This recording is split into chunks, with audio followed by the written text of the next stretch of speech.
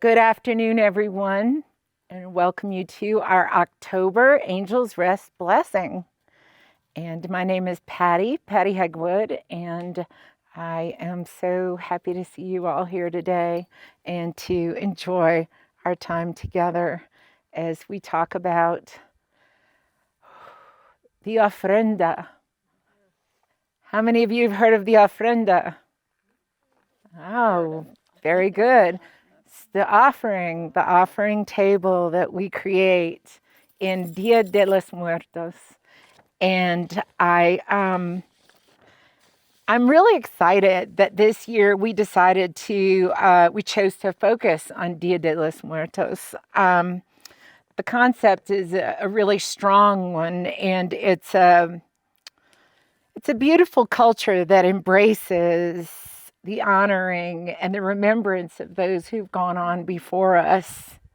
And although its origins are in Mexico, there are many countries all across the globe that celebrate Dia de los Muertos or some version of that, where we take our time out and take a moment and remember all the good things that our fur-feathered or scaled creatures brought to our lives. So this celebration, what it does is it creates a pathway. It creates a channel for us. And all that love is put into our ofrenda for you all to see. It's a fun collection of toys and photos and candles, and some people put water and food. My ofrenda at home, I have a hound dog. There's no way I'm putting food on my ofrenda because it would just get demolished. But we figure out a way to honor our fur kids, right? So we light those candles, we tell stories, we pray for their happiness in the great unknown. But you know, and I know, it's not that unknown. They're out there frolicking, pain-free, joyous. And their spirits are alive with knowing that this separation is only temporary, because we will be reunited with them at the Rainbow Bridge. And what a celebration that will be. Of course, we want them here longer, and we want to do everything within our power to keep them with us. We have to understand that we all must go to our great reward. And the only thing that lives on is love. It's the enduring power of love that keeps us going. It stokes that eternal flame. And it keeps us going and connected to them, even though they're no longer here in front of us.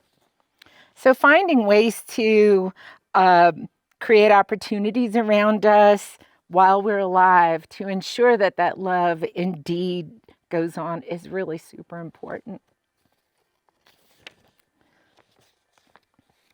I don't want to miss anything here. So I'm going to offer up a different thought here. So bear with me, and this is how I think. But rather than cling to that love and count those days of time together, I want us to think about the depth and the depth of that love and how much that matters actually more than that time. It's that depth that ensures that our hearts will continue to grow and thrive, even when their physical presence is no longer an option. So far be it from me to try and remove your pain. I can't. You know why? Because I bear my own scars, my own yearning for more time spent. But we know that we all must reconcile this loss. The what ifs, the shouldas, the couldas. But the reality is, they're no longer in front of us. They're all around us. So if you take a moment and let's take one big deep breath and let's call them in. Let's bring them in to us. Bring in those memories, the fondest ones, the ones where you shared a laugh or a giggle, or they did something silly, or they made a noise, or my dogs who had to have the last word. And you played that out all the way until its end, till it was so silly that you both just kept laughing. And then he's like, ooh, and you're like, stop, ooh. You know, it's so important to remember all those moments that you share together, because that's what keeps your heart going. That's what keeps the love alive. And when you're at home and you put that candle by that photo and you say that little prayer, you are bringing them into your life. You are still connected. It's just not physical. You can now take them everywhere you go, even to the ritziest hotel. Thank you all so much. And now I'm going to pass over to Josh. Hello, everybody. My name is Josh. I'm the manager here at Angels Rest. And in October, there was this blessing. It's a special blessing, not only because of the Dia de los Muertos that we're going on right behind me here, but also we do the annual burning of their memorial cards. All year long, we get people from all over America, sometimes even the world, and they send in their memorial cards, usually with their own personal little guy that had passed on. Gave a quick little their name, a description. Sometimes it comes with a picture, and we post them up here throughout the gazebo. And at this time of the blessing, we actually burn all the cards. There's no point of really having them in a box, in a container, in a storage unit somewhere. They're just going to collect dust. We like to bring them back into the earth. We'll have a special spot over here in the garden area where we dig it up, and then we have our site, our paver, with a special namesake saying that we have the ashes of those cards for that year in that site. So if you come back next year, you'll see that, and then the next year go on and so on and so on. So it's a nice, beautiful tradition that's been going on for quite a while. So it is actually really nice. And at this part of the blessing, I will talk about and reflect some of the animals that had passed on this month here at the sanctuary. In cat world, we lost Premila, Pleaky, Morris, Kayaba, Patrix, Samantha, Pitch, Zeppelin, Centennial, Deku, Zoe, January, Eli, Pinstripe, Salisa, Toucan, Kolob, Marsalis, and Macbeth, Chiffon, and Sylvie. In Dogtown, we've lost Reba, Mahalo, Strawberry, Sundance, Fawn, Abbott, and Trinity. And in Horace Haven, we lost Fern. And there were a few tributes sent in today for Almer Jensen, Zephyr, and Rascal. And today we wanted to point out today's little Rosie's birthday. And there were some stories sent in. I will start off with a couple of them, and then James will come in and continue the rest. Jax was only 9 years old and had a heart condition. He is survived by a sister named Gemma. They were both named after characters in our favorite show, Sons of Anarchy. Jax is missed by Nicole and her friends at Moon Rabbit. Dino, you are my best friend, and we will play Frisbee together in heaven. Thank you.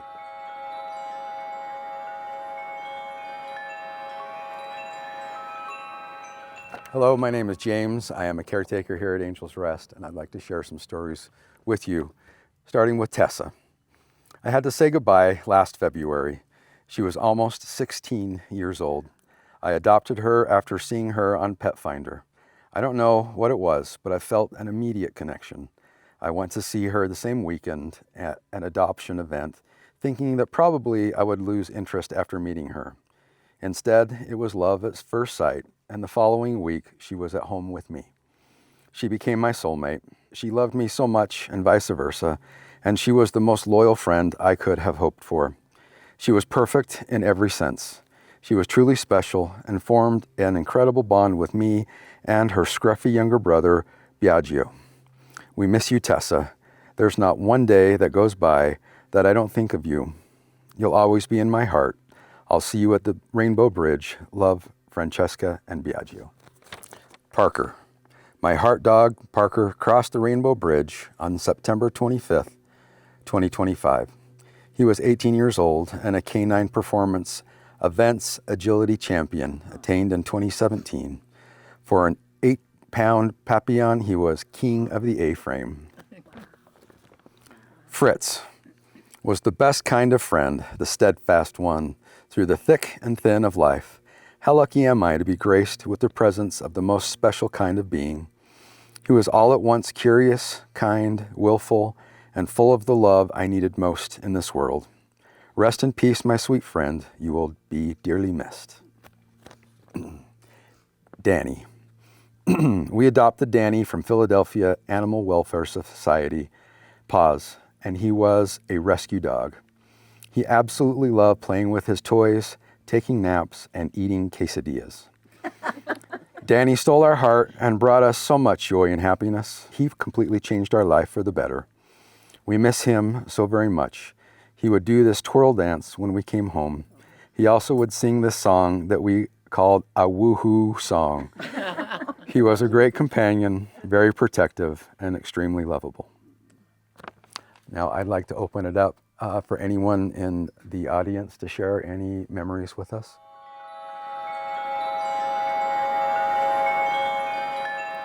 So I came to Best Friends on April 2nd of 2019. It was 2 days after I retired. And I came here to heal from losing a dog that I lost 2 years prior because I couldn't figure out a way to heal. And I came here to heal. And I sat in a gazebo praying that I could figure out a way to heal because I wasn't doing good on my own. And I was very lonely, and I was coming home to nothing because it was just me. And I was begging for help. And I was talking to Maggie, who was the dog I'd lost. And I was talking to her, and I was telling her how much I loved her, how much I needed her, and how life had no meaning. And I said, Maggie, you've got to show me some path forward, or I'll have no reason to go forward. And this is my last hope. And I had heard about Best Friends and Angel's Rest, and I thought maybe this will help me. So I had planned on being here on getting here April 1st and coming here April 2nd to Angel's Rest. What I didn't know was that I was going to retire. And I didn't know I was going to have all this time.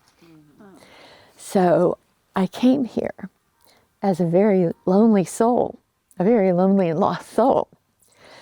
And I said, Maggie, if I'm supposed to have another soul in my life, you're going to have to show me, because I'm not going willingly, because you were the one that was supposed to stay in my life.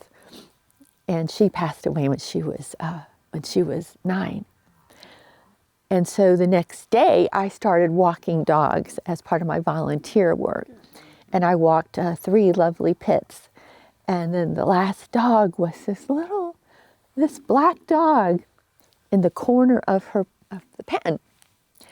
And they told me that she probably wouldn't come to me because she was very fearful, but I could give it a try. And they said, sit down and put a snack in your hand and hold out the hand and call her name and maybe she'll come. So I held up my hand and I said, Donner, Donner. And she picked up her head and she looked at me and she just kind of looked at me. And so I did the same thing I would do to Maggie, and I started singing a lullaby to her. And I sang for about, literally, it seemed like forever, but for about 5 to 10 minutes. And Donner got up She walked over and she sat in my lap. And I put my arms around her. I looked down at her and I said, "You're coming home with me." And she walked into my life, walked out of the crate, and all was good. And we never looked back.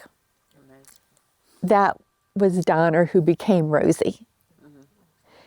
And life was good.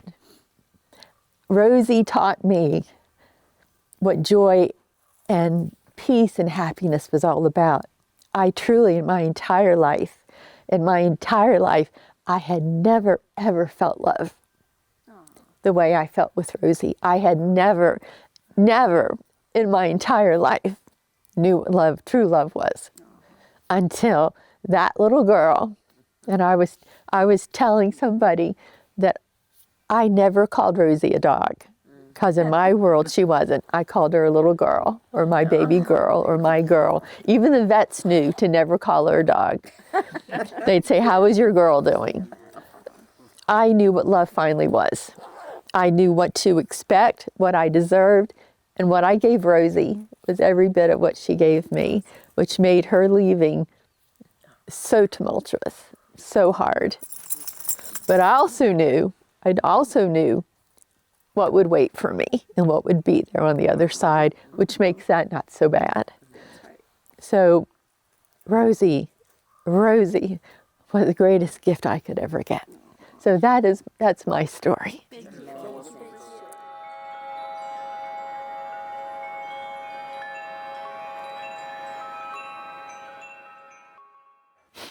At this time, let's observe a moment of silence for the animal companions that we lost last month.